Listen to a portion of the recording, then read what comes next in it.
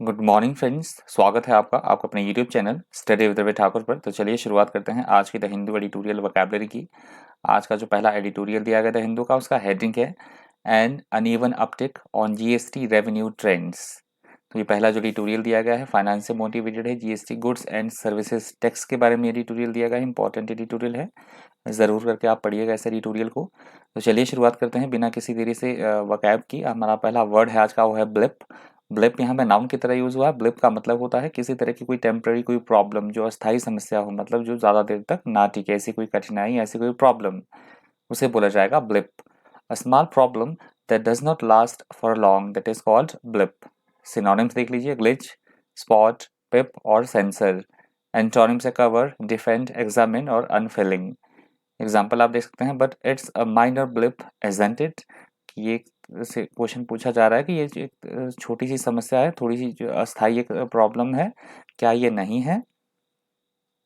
अगला हमारा वर्ड है after math. After math word यहाँ पे नाउन की तरह यूज हुआ है। आफ्टर मैथ का मतलब होता है किसी कोई इंपॉर्टेंट कोई इवेंट घटा है, कोई महत्वपूर्ण घटना घटी है, या कोई अनप्लेजेंट कोई सिचुएशन है, मतलब कोई अनप्लेजेंट घटना घटी है, तो उसके बाद जो होने वाले कॉन्सिक्वेंसेज होते हैं, जो परिणाम होते हैं, उसे बोला जाता है aftermath. A situation that is the result of an important और unpleasant, that is called aftermath. Synonyms आप देख सकते हैं, कॉन्सिक्वेंस, इफेक्ट, आउटकम और wake. Antonyms antecedent, cause, prologue और रीजन। एग्जाम्पल देख लीजिए, द डेनिजन्स, ये न्यू वर्ड है इसलिए मैंने हाईलाइट किया है। डेनिजन्स, पहले भी हम ये एग्जाम्पल डिस्कस कर चुके हैं। डेनिजन्स का मतलब होता है नागरिक, जो जहाँ पे जिस जगह पे रहता है किसी देश का नागरिक, जैसे ये बात कही गई है। द डेनिजन्स मतलब जैसे सिटीजन्स होते हैं, जस्ट लाइक वैसे ही है ये denizens. The denizens of Mumbai showed resilience in the aftermath of heavy floods. कि बहुत ज़्यादा जो भारी बाढ़ होने के बावजूद भी जो मुंबई के नागरिक थे, उन्होंने साहस दिखाया, एकदम बिल्कुल से रेजिलियंस दिखाया। मतलब ये तो रेजिलियंस का मतलब होता है लचीलापन, मतलब उन्होंने दिलेरी दिखाई, साहस दिखाया। अगला हमारा शब्द है रीटरेटेड। रीटरेटेड वर्ड यहाँ पे वर्ब की तरह यूज हुआ है। रीटरेटेड का मतलब होता है किसी भी चीज़ को बार बार कहना, जोर देके बार बार दोहराना किसी चीज़ को, उसे बोला जाएगा reiterated. If you reiterate something, you say it again, usually in order to emphasize it. That is called reiterated. Synonyms आप देख सकते हैं, reaffirmed, repeated, restated और repeat.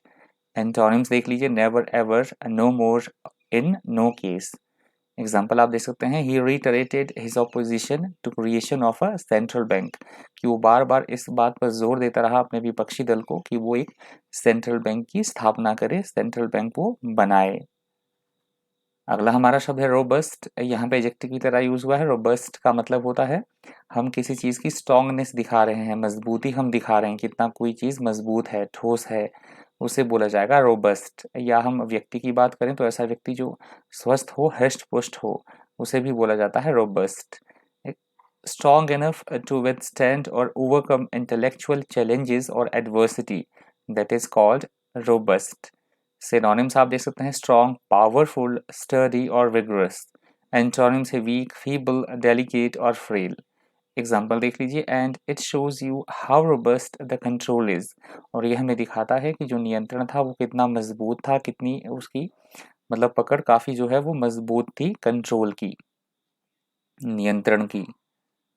अगला हमारा एडिटोरियल शुरू होता है यहाँ से। हेडिंग आप देख रहे हैं, ending the forever on American interference. तो ये आज भी जो एडिटोरियल है तालिबान के बारे में दिया गया है, और काफ़ी सारी बातें कही गई हैं एडिटोरियल में, तो पढ़ लीजिएगा इसे भी आप। इंटरफेरेंस का मतलब होता है हस्तक्षेप। ये सिंपल सा वर्ड था तो मैंने नहीं लिया, वैसे तो सिंपल ही होते हैं सभी वर्ड, पर ये इंटरफेरेंस तो कॉमन सा वर्ड है। पहला जो वर्ड है इसका वो है डिजास्टर्स। डिजास्टर्स यहाँ पे एडजेक्टिव की तरह यूज हुआ है। डिजास्टर्स का मतलब होता है बहुत ज़्यादा तबाही करने वाला, विनाशकारी या संकटपूर्ण, उसे बोला जाएगा disastrous. A disastrous event has extremely bad consequences and effects, that is called disastrous. Synonyms आप देख सकते हैं, कैलेमिटस, कैटास्ट्रॉफिक, रुइनस और फेटल। एंटोनिम से फॉर्चुनेट, लकी, ब्लेस्ड और हैप्पी। एग्जाम्पल आप दे सकते हैं, our mistake had disastrous result. की जो हमने गलतियां की हैं उसका बहुत ही भयंकर परिणाम होंगे, बहुत ही विध्वंसकारी, विनाशकारी परिणाम होंगे। अगला हमारा शब्द है बॉस्ट। बॉस्ट वर्ड यहाँ पे वर्ब की तरह यूज हुआ है। बॉस्ट का मतलब होता है लापरवाही से काम बिगाड़ देना, लापरवाही बरतना किसी काम को करने में, उसे बोला जाएगा बॉस्ट। If you watch something that you are doing, you do it badly or clumsily. That is called botched. Synonyms आप देख सकते हैं bungled, fumbled, marred और spoil. Antonyms है capable, successful, pro और prepared for. एग्जाम्पल देख लीजिए, I have completely बॉस्ड up this typing, I am afraid, कि मुझे डर है कि मैंने जो ये टाइपिंग है, जो टाइप किया है कोई मटेरियल, इसे मैंने पूरी तरह से बिगाड़ दिया है, ख़राब कर दिया है, इस तरह से मुझे ये इसका डर है। अगला हमारा शब्द एश्यू। एश्यू वर्ड यहाँ पे वर्ब की तरह यूज़ हुआ है। एश्यू का मतलब होता है किसी भी चीज़ से दूरी बनाए रखना, परहेज करना, छोड़ देना किसी चीज़ को, दूर रहना किसी चीज़ से, उसे बोला जाता है एश्यू। If you eschew something, you deliberately avoid doing it or becoming involved in it. That is called eschew. Synonyms आप देख सकते हैं shun, avoid, forego और forbear. Antonyms है embrace, pursue, confront और accept. Example देख लीजिए, he appealed to the crowd to eschew violence. कि उसने अपील की या गुजारिश की भीड़ से कि वो हिंसा से दूर रहे, वायलेंस से वो दूरी बनाए रखे, मतलब हिंसा वो छोड़ दे या हिंसा से किसी भी तरह की वायलेंस से वो दूर रहें। अगला हमारा शब्द है पैराडाइम। पैराडाइम यहाँ पे नाउन की तरह यूज हुआ है। पैराडाइम का मतलब होता है हम किसी चीज़ का एक आदर्श उदाहरण, एक मॉडल, हम स्टैंडर्ड पेश कर रहे हैं, उसे बोला जाएगा paradigm. A paradigm is a model for something that explains it और shows how it can be produced, that is called paradigm. Synonyms आप देख सकते हैं मॉडल, एग्जाम्पलर, पैटर्न और स्टैंडर्ड। एंटोनिम्स है atypical, sample, untypical, exemplar, fake और flow. Example देख लीजिए, is there another paradigm for the global financial system? क्या इसके अलावा भी कोई एक मिसाल, उदाहरण या फिर एक आदर्श उदाहरण हो सकता है फाइनेंशियल सिस्टम का, जो ग्लोबली तौर पर फाइनेंशियल जो सिस्टम है, इसके अलावा भी इसका कोई एक प्रतिमान, मिसाल या एक आदर्श उदाहरण हो सकता है? अगला हमारा शब्द है फ्रॉम अफार। तो ये फ्रॉम अफार है, ईडियम की तरह यूज होता है, ये ईडियम होता है। फ्रॉम अफार का मतलब होता है बहुत दूर दूर तक, बहुत दूर दूर तक हम डिस्टेंस दिखा रहे हैं, दूरी दिखा रहे हैं, उसे बोला जाएगा फ्रॉम अफार, या दूर की बात कर रहे हैं हम। Afar means a long way away, that is called from afar. Synonyms आप देख लीजिए, far away, long way, distant और रिमोट। एंटोनिम्स है क्लोज, नियर, अबाउट और एडजेसेंट। एग्जाम्पल आप देख सकते हैं, seen from afar its towering buildings beckon the visitor in, कि दूर से देखने पर जो ऊंची ऊंची इसकी जो ऊंची ऊंची इमारतें हैं वो विजिटर्स को जो है, यात्रियों को जो है, घूमने वाले जो होते हैं उनको अपनी ओर आकर्षित करती हैं। अगला हमारा शब्द है सेंस। यहाँ पे प्रेपोजिशन की तरह यूज हुआ है। सेंस का मतलब होता है किसी के बिना या किसी को छोड़कर, किसी के सिवाय रहित होना, उसे बोला जाएगा सेंस। इफ समवन और something is sans another thing, they lack the other thing, that is called sans. Synonyms आप देख सकते हैं विदाउट, लेस, माइनस और लैकिंग। एंटोनिम्स है also, in addition to, such as और एज वेल एज। एग्जाम्पल देख लीजिए, she would not be happy with people, वो इस तरह के लोगों के साथ जो है वो खुश नहीं रहती है। सीइंग हर सेंस मेकअप, जो उसे मतलब उसे बिना मेकअप के वो देखे तो इस तरह से लोगों के साथ वो नाराज रहती है, मतलब वो नहीं चाहती है कि लोग उसे जो है वो बिना मेकअप के देखे, मेकअप रहित देखें उसे। अगला हमारा शब्द है अबंडनमेंट। अबंडनमेंट यहाँ पे नाउन की तरह यूज हुआ है। अबंडनमेंट का मतलब होता है किसी भी चीज का पूरी तरह से त्याग कर देना, परित्याग करना, छोड़ देना, उसे बोला जाएगा abandonment. The abandonment of a place, thing और person is the act of leaving it permanently और for a long time, specially when you should not do so, that is called abandonment. Synonyms आप देख सकते हैं desertion, surrender, rejection और defection. Antonyms देख लीजिए, support, perfection, provide और acceptance. Example देख सकते हैं आप, they have a fear of abandonment in old age, कि उन्हें बूढ़े होने पर उनको उनका त्याग कर देने का, मतलब कि जैसे बूढ़े हो जाते हैं कोई तो उनको ये शक है, ये डाउट है, ये डर है उन्हें कि उन्हें छोड़ दिया जाएगा किसी वृद्धाश्रम में या अनाथाश्रम में, तो इसके बारे में बात हो रही है कि यदि बूढ़े हो जाएंगे तो उन्हें डर है कि उन्हें त्याग दिया जाएगा, छोड़ दिया जाएगा। अगला हमारा शब्द है ऑर्थोडॉक्सी। ऑर्थोडॉक्सी वर्ड यहाँ पे नाउन की तरह यूज हुआ। ऑर्थोडॉक्सी का मतलब होता है एक विशेष तरह का विश्वास होना, किसी तरह का रूढ़िवादिता, कट्टरपंथी या कट्टरता, वही चीज करना जो चली आ रही है। एक विश्वास रखना चीज़ों में, उसे बोला जाता है ऑर्थोडॉक्सी, मतलब पुराने ख्यालों से संबंधित भी इसको यूज़ कर सकते हैं। द ओल्ड ट्रेडिशनल बिलीव्स और of a religion, political party और philosophy can be referred as to as orthodoxy, that is called orthodoxy. Synonyms आप देख सकते हैं, कन्फॉर्मिटी, बिलीफ, ट्रेडिशनलिज्म और कन्वेंशनलिटी। एंटोनिम्स है अनऑर्थोडॉक्सी, ओरिजिनलिटी, हेरेसी और अबॉर्शन। एग्जाम्पल आप देख सकते हैं, among them the most liberal and the greatest opponent of orthodoxy was Tagore. तो रविंद्रनाथ टैगोर की बात हो रही है कि उनमें से सबसे जो मतलब ग्रेटेस्ट ओपोनेंट थे वो थे ऑर्थोडॉक्सी के, रूढ़िवादिता के या कट्टरपंथी या कट्टरता के, जो उनमें से सबसे स्ट्रॉन्ग ओपोनेंट थे, मतलब जो जिन्होंने विरोध किया वो थे रविंद्रनाथ टैगोर। अगला हमारा शब्द है क्लैंडेस्टिन। क्लैंडेस्टिन वर्ड यहाँ पे एडजेक्टिव की तरह यूज हुआ है, क्लैंडेस्टिन। क्लैंडेस्टिन वर्ड यहाँ पे एडजेक्टिव की तरह यूज हुआ है। क्लैंडेस्टिन का मतलब होता है ऐसा कोई काम जो चोरी छिपे किया जाए, गुप्त तरीके से किया जाए, जो गैर कानूनी हो, अवैध हो, ऐसे काम को बोला जाएगा क्लैंडेस्टिन।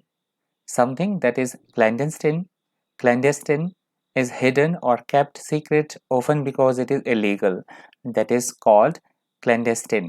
clandestine के सिनोनिम्स आप देख सकते हैं, सीक्रेट, अंडरग्राउंड, अंडरकवर और हिडन। क्लैंडेस्टिन के एंटोनिम्स है पब्लिक, ओपन, मैनिफेस्ट और विजिबल। एग्जाम्पल देख लीजिए, अ कैंडेस्टिन मीटिंग। कैंडेस्टिन मीटिंग किसी मीटिंग बैठक की बात हो रही है जो गुप्त तरीके से ऑर्गेनाइज की गई, तो उसकी बात हो रही है अ क्लैंडेस्टिन मीटिंग। अगला हमारा शब्द है एलीट। एलीट वर्ड यहाँ पे नाउन की तरह यूज हुआ है। एलीट का मतलब होता है धन के हिसाब से, पावर के हिसाब से या फिर बुद्धि के दृष्टि से श्रेष्ठ समझे जाने वाले समूहों को या वर्ग को बोला जाता है, ऐसे लोगों को बोला जाएगा elite. You can refer to the most powerful, rich or talented people within a particular group, place or society as the elite. Synonyms आप देख लीजिए, बेस्ट, elect, cream और top. Antonyms है worst, ordinary, common और poor. Example देख लीजिए, where they will benefit just a few of the elite, कि यहाँ पे केवल कुछ ही जो गिने चुने लोग हैं, जो elite, जो इनके ग्रुप, इस तरह का जो समूह है, उन्हें ही यहाँ पे फायदा पहुंचाने वाली बात कही गई है, उन्हें ही बेनिफिट किया जाएगा। अगला हमारा शब्द है इन्योर्ड। इन्योर्ड यहाँ पे वर्ब की तरह यूज हुआ है। इन्योर्ड का मतलब होता है किसी भी काम का अभ्यस्त हो जाना, मतलब आदत हो जाना किसी चीज की, तपना या फिर अभ्यस्त हो जाना किसी चीज के, यूज टू हो जाना किसी चीज के, उसे बोला जाएगा inured. If you are inured to something unpleasant, you have become used to it so that it no longer affects you, that is called inured. Synonyms आप देख सकते हैं, हार्डन्ड, टफन्ड, accustomed और habituated। एंटोनिम्स है frail, weak, debilitated और enervated। enervated। Example देख लीजिए, doctors become inured to death, मतलब डॉक्टर जो है वो डेथ के जो है यूज टू हो जाते हैं, क्योंकि उनका प्रोफेशन ही है ये, तो दिन भर में कितनी डेथ्स देखते होंगे डॉक्टर, तो इसके वो यूज टू हो जाते हैं, अभ्यस्त हो जाते हैं डॉक्टर्स। अगला हमारा शब्द है मेडलिंग। मेडलिंग वर्ड यहाँ पे वर्ब की तरह यूज हुआ है। मेडलिंग का मतलब होता है मतलब अनावश्यक रूप से हर कहीं अपनी टांग अड़ाना, मतलब हस्तक्षेप करना बेवजह ही कहीं पर, जरूरत से ज्यादा हस्तक्षेप करना, उसे बोला जाएगा meddling. If you say that someone meddles in something, you are criticising the fact that they try to influence और change it without being asked, that is called meddling. Synonyms देख लीजिए, इंटरफेयरिंग, बिजी, टेम्परिंग और interference. Antonyms silent, careless, disregarding और reserved. Example देख लीजिए, she criticised her mother for meddling in her private life, कि उसने अपनी अपनी माता जी को जो है वो उनका क्रिटिसिज्म किया, मतलब उनकी आलोचना की, निंदा की, क्योंकि वो क्या कर रहे थे, उसकी पर्सनल लाइफ में जो है वो इंटरफेयर कर रहे थे, हस्तक्षेप कर रहे थे। अगला हमारा शब्द है प्रीडिसेसर। प्रीडिसेसर वर्ड यहाँ पे नाउन की तरह यूज हुआ है। प्रीडिसेसर का मतलब होता है किसी पद पर उससे पहले जो पूर्ववर्ती अधिकारी रहा हो, उसे बोला जाएगा predecessor. The person who was in the job और position before the person who is in it now, that is called predecessor. Predecessor के सिनोनिम्स है प्रिकर्सर, एंटीसीडेंट, फॉरबियर और हार्बिंजर। एंटोनिम्स है सक्सेसर, डिसेंडेंट, चाइल्ड और follower. Example आप देख सकते हैं, ही मेंटेन्ड दैट ही, माफ कीजिएगा, he mentioned that he learned everything he knew from his predecessor, कि उसने ये मेंशन किया, उसने ये कहा कि जो भी कुछ उसने सीखा है इस पद पे जो पहले कार्यरत थे अधिकारी, उनसे उसने ये सब कुछ जाना है, सब कुछ सीखा है। अगला हमारा शब्द है इनएक्सॉरेबल। इनएक्सॉरेबल वर्ड यहाँ पे एडजेक्टिव की तरह यूज हुआ है। इनएक्सॉरेबल का मतलब होता है ऐसा कोई प्रोसेस, ऐसी कोई चीज जो कि कठोर हो, एकदम से निर्दयी हो, क्रूअल हो, निष्ठुर हो, उसे बोला जाएगा, और वो चलती ही रहे बिना रुके, तो उसे बोला जाएगा इनएक्सॉरेबल। You use inexorable to describe a process that cannot be prevented from continuing or progressing. That is called inexorable. Synonyms आप देख सकते हैं, relentless, unrelenting, inflexible और intransigent. एग्जाम्पल आप एंटोनिम्स देख लीजिए, फ्लेक्सिबल, अवॉइडेबल, बेनेवोलेंट और ड्रेडफुल। एग्जाम्पल आप देख सकते हैं, spending on health is growing inexorably, कि बहुत ही कठोर तरीके से जो है स्पेंडिंग हेल्थ पे जो है, स्वास्थ्य पे जो है खर्चा बहुत मतलब कठोर तरीके से, निर्दयी तरीके से वो बढ़े ही जा रहा है, इंक्रीज उसमें हो रहा है। अगला हमारा शब्द है क्लैरियन। क्लैरियन वर्ड यहाँ पे नाउन की तरह यूज हुआ है। क्लैरियन का मतलब होता है, आपने देखा होगा हॉस्टल में या फिर आर्मी वालों के सुबह सुबह एक बिगुल बजता है उठने के लिए, जगाने के लिए, तो वैसे तो उसको क्लैरियन बोला जाता है, पर यहाँ ऐसी कोई भी बात जो हमारे अंदर एकदम से मोटिवेशन पैदा कर दे, जगा दे हमें एकदम से किसी चीज की शुरुआत, उसे बोला गया क्लैरियन। क्लियर एंड रिंगिंग और inspiring, that is called Clarion.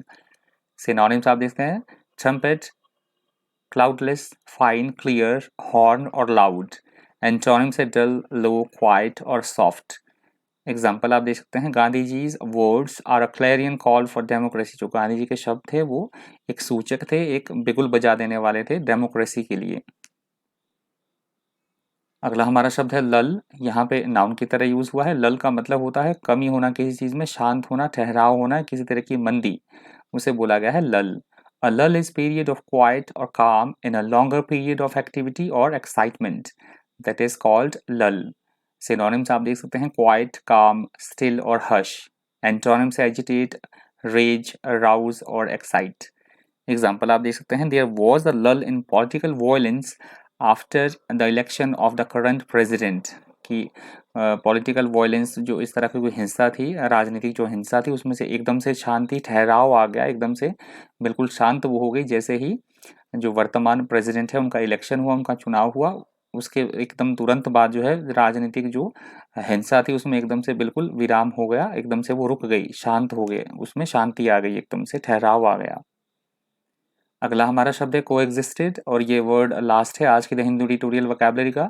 कोएग्जिस्टेड यहाँ पे वर्ब की तरह यूज हुआ है। कोएग्जिस्टेड का मतलब होता है मिलजुल कर रहना, एक साथ होना, या समकालीन एक ही समय में चीजों का होना, उसे बोला जाएगा कोएग्जिस्टेड। टू लिव और be together at the same time और in the same place as somebody और something, that is called coexisted. Coexisted के सिनोनिम्स आप देख सकते हैं, cohabited, coincide, concord, harmonised. Antonyms है वार, कन्फ्लिक्ट, फाइट और वॉर। ये 2 बार यहाँ पे आ गया है वॉर, इग्नोर कर दीजिएगा। एग्जाम्पल देख लीजिए, the different cultures had coexisted peacefully for many years, कि बहुत लंबे समय से, बहुत सालों से जो है डिफरेंट डिफरेंट जो रीति रिवाज के लोग हैं या इस तरह से कल्चर जो संबंधित संबंध रख रहे हैं, वो मतलब मिलजुल के रह रहे हैं पीसफुली, बड़ी शांति से ही वो मिलजुल कर रह रहे हैं बहुत सारे सालों से। तो ये वर्ड हमारा आज के द हिंदू ट्यूटोरियल वोकैबुलरी का अंतिम शब्द था, और पिछले कल से मैंने आपके लिए एक मंथली वोकैब का भी सीरीज शुरू किया है, तो प्लीज़ कमेंट करके मुझे बताइएगा कि उसको कैरी फॉरवर्ड करना है, मतलब उसको मैं आज भी मैं उसके लिए वीडियो बनाने की सोच रहा हूँ कि अप्रैल की वीडियो मैं बनाऊँ, और मैं चाह रहा हूँ कि प्रीवियस 6 मंथ्स की आपको वोकैब दे दूँ, क्योंकि लगभग यदि आप 6 महीने की वोकैब कर लेते हो तो आप काफ़ी स्ट्रॉन्ग फील करोगे अपनी वोकैबुलरी में, कि आपकी वोकैबुलरी में थोड़ा सा इंप्रूवमेंट हुआ है, आप फील करोगे ये चीज़ों को। तो इस वीडियो में इतना ही। इसी तरह के इन्फॉर्मेटिव वीडियोस के लिए बन रही है चैनल पर। Thank you, thanks for watching.